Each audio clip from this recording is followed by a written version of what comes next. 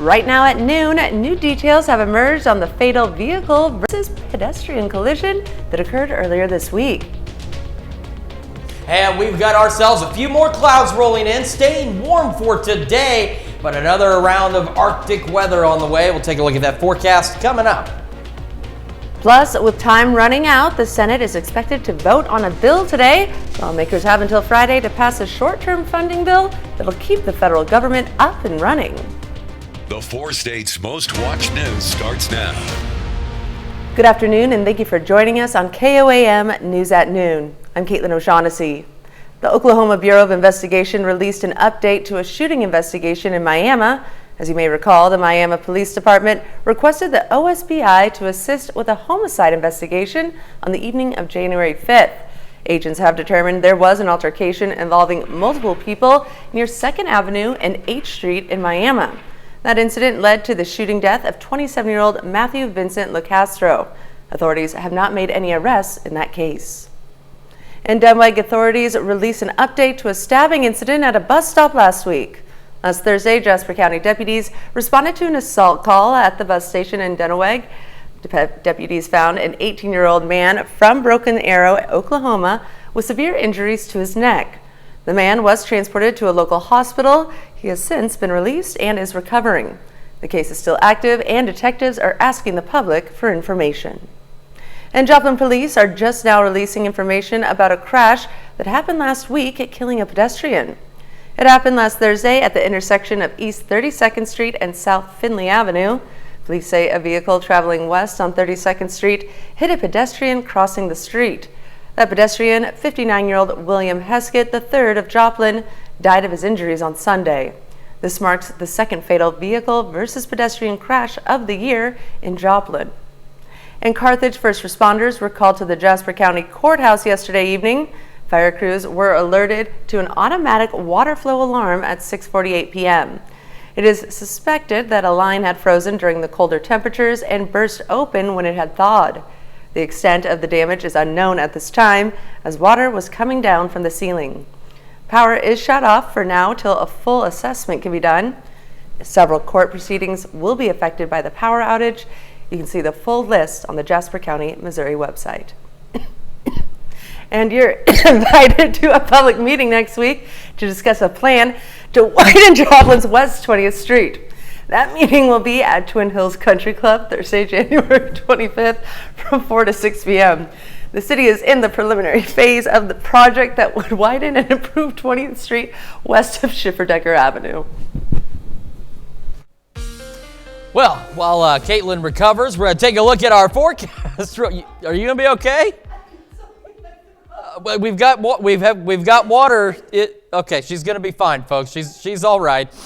It's the problem about having lunch right before we go on for lunchtime news. Okay, let's take a look at the Skywatch Storm Tracker. Clouds rolling in as promised, so we're going to continue to see those increase across the area and go mostly cloudy out there. But take a look. Even the snow that was up here on the median this morning starting to go away, continued melting across the area. MoDOT camera 20th in range line in Joplin. We look at our camera on the Cornell Complex downtown. Still some snow out there, but the roads are 110% better in most locations, but you can also see a few of those clouds beginning to roll in across the area.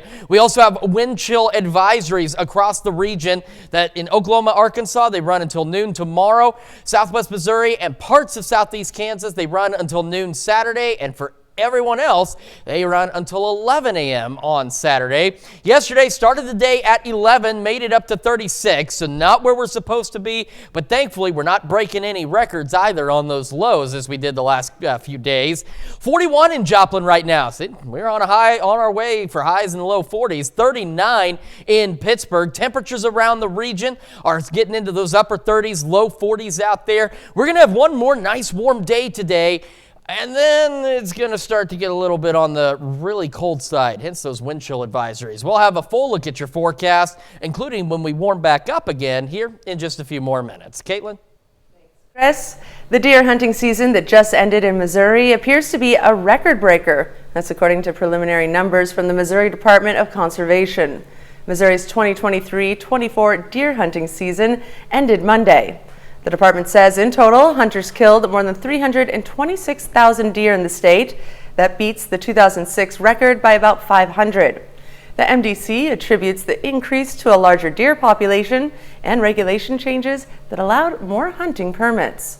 As tax season inches closer, credits for residential energy are available to some buyers.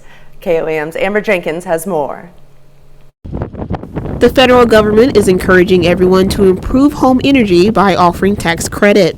Credit for improving home insulation ranges between $250 to $2,000. For example, if you're able to take a $2,000 credit for insulating your home, that's $2,000 less in taxes that you'll have to pay in the year. So that can be pretty substantial for some people. The credit only applies to improvements made during the year that's filed, meaning the work had been done in 2023. We want to see people renovate their homes to make sure that they're energy efficient, saving energy, but also saving them money not only on their taxes, but their monthly bills. Bruce Poland is a manager at the Villas at Creekside, a 55 and older community in Pittsburgh. While residents may not reap the benefits of the tax credit, Poland says they appreciate the energy-efficient homes for other reasons. As hot as we had last summer, the biggest bill that they had was $142 gas and electricity. And that's with the heat. They're very, very well built. That applies even in the winter. Throughout the holidays, and I use the gas fireplace, and I bake a lot, and my gas bill was only $84, which is the cheapest gas bill I've ever had. My gas bill in the wintertime used to run around $160. Reporting in Pittsburgh, Amber Jenkins, KOAM News. Right now, the IRS says it'll begin accepting 2023 tax returns on January 29th. And that's a look at today's top stories and weather in our first 7 minutes. Up next on KOAM News at Noon. Salt trucks on the winter roads could be doing serious damage to your car. We'll have what you need to know. And later, we're making healthy, slow cooker comfort soup in the Mr. Food Test kitchen. Stay tuned. After this week's winter weather, many of our cars are covered in a white sheen from road salts. We find out why it is so important to wash it off and the consequences that can occur if we don't. Hunter Crane hammers away at the ice that fills some of his bays at Crystal Clean Car Wash. A little while ago, I guess a customer had come in while it was still below freezing. They moved the cone out of the bay and caused this huge ice mess here in the next bay over. He wants to make sure the wash is ready to go for folks to get their cars nice and clean. So my job is to get it broken down, cleaned up, so that way whenever we do open up, there is not a slipping hazard, because that is not good for the business. It's not just the parts of the car that you can see that need to be cleaned, but the manager of Crystal Clean says it's the parts you can't see that need to be cleaned too.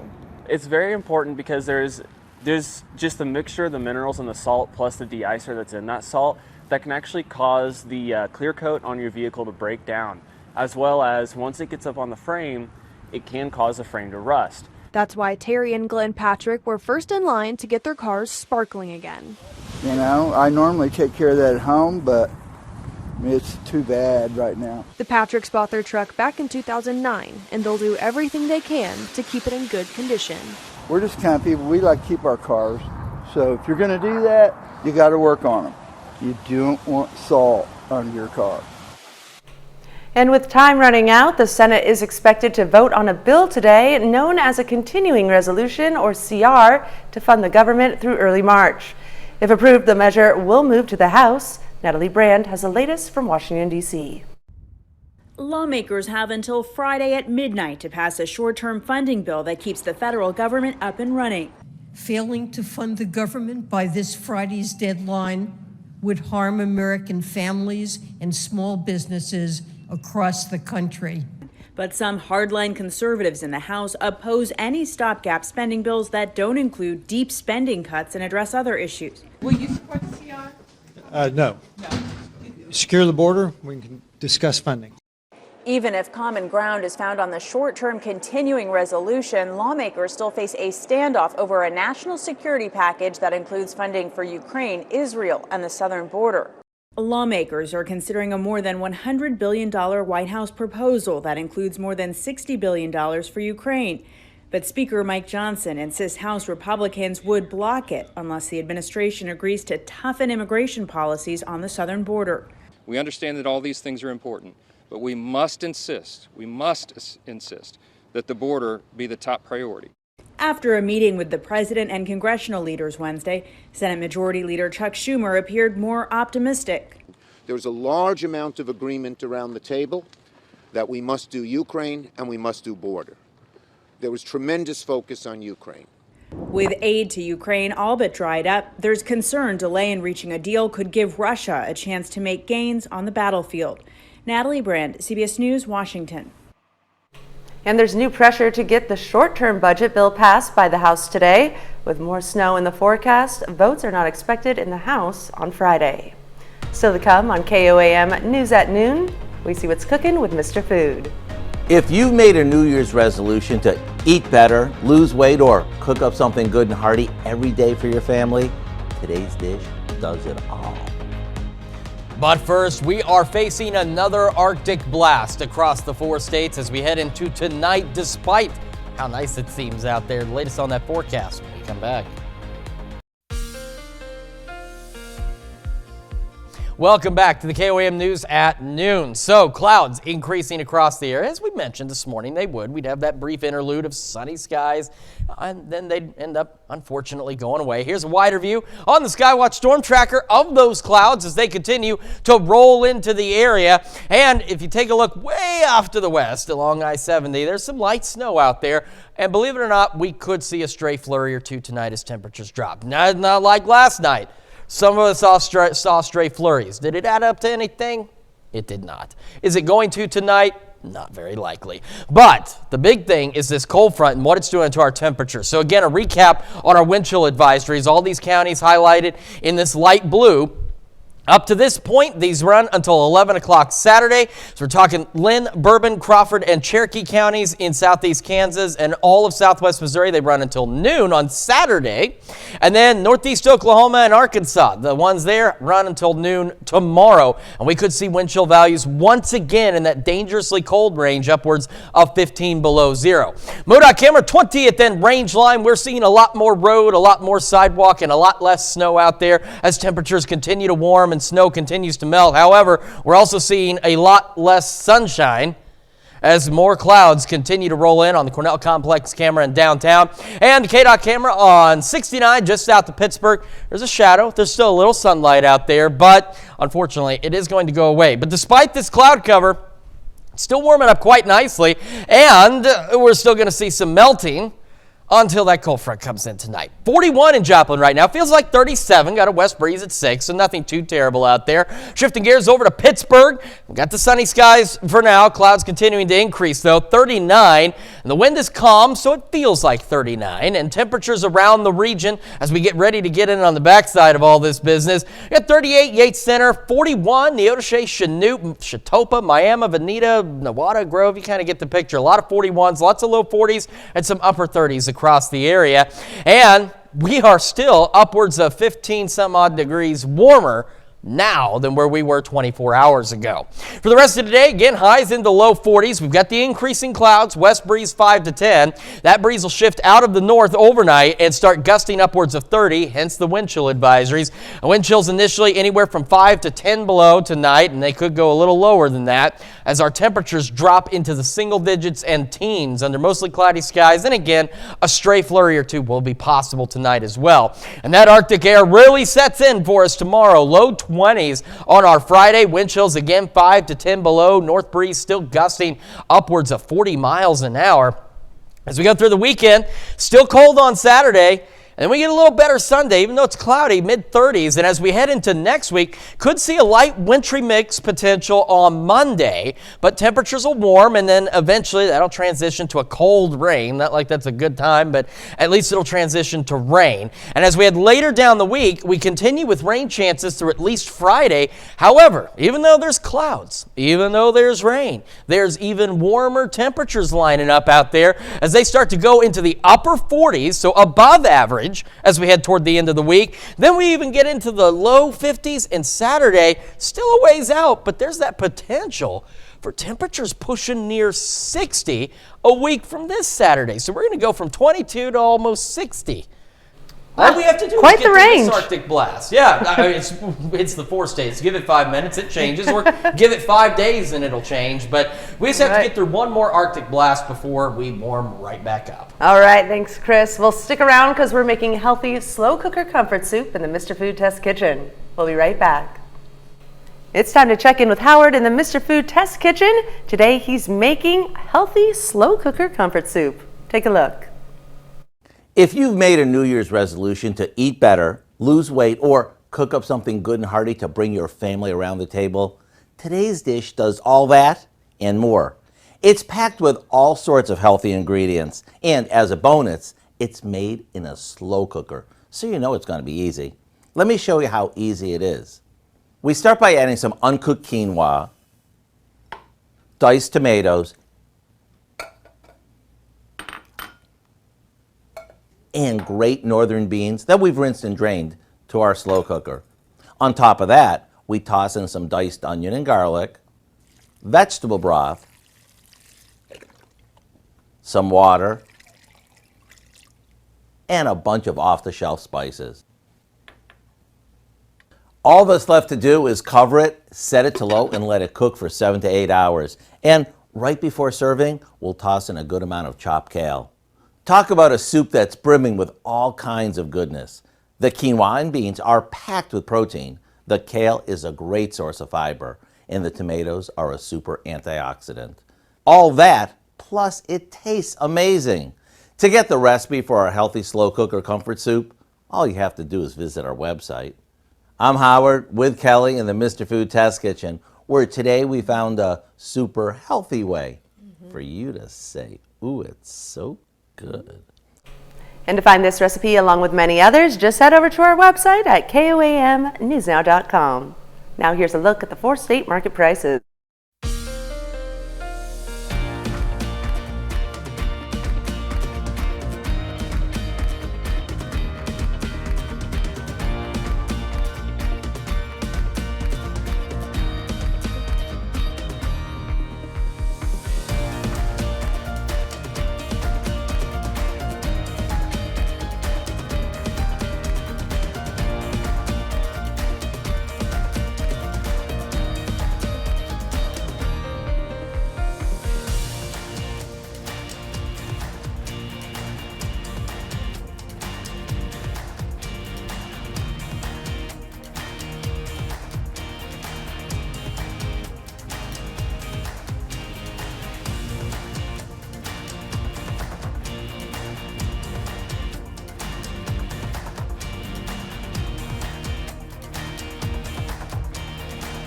Again, warmer today, low 40s out there. Arctic blast tonight, wind chill advisories for some of us through Saturday with wind chills up to 15 below.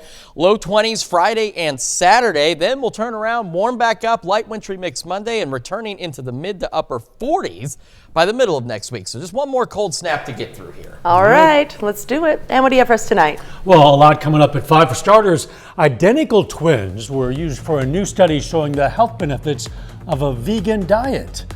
Plus, a lot of factors come into play when schools choose to cancel due to weather. We're going to hear from Carthage on just how they decide, and we'll have details on the City of Parsons drinking water violation and what you need to know. You'll join us for those stories, a lot more, of course. It's coming up on KOAM News at 5. And that's the news for now. Thank you for joining us on KOAM News at Noon. Have a great rest of your day.